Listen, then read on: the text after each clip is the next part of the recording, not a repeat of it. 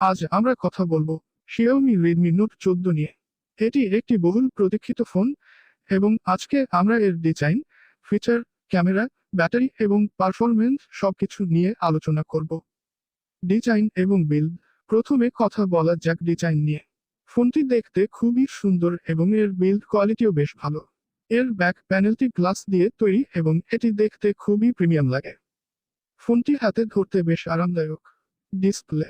Redmi note 14 এ আছে একটি 6.67 ইঞ্চি AMOLED display. ডিসপ্লেটি খুবই উজ্জ্বল এবং এতে কালারগুলো খুব সুন্দরভাবে ফুটে ওঠে। ভিডিও দেখা এবং গেম খেলার জন্য ডিসপ্লেটি খুবই ভালো। ক্যামেরা।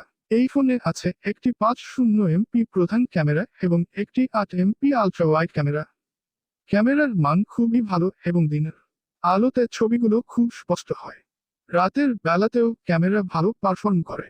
পারফরম্যান্স।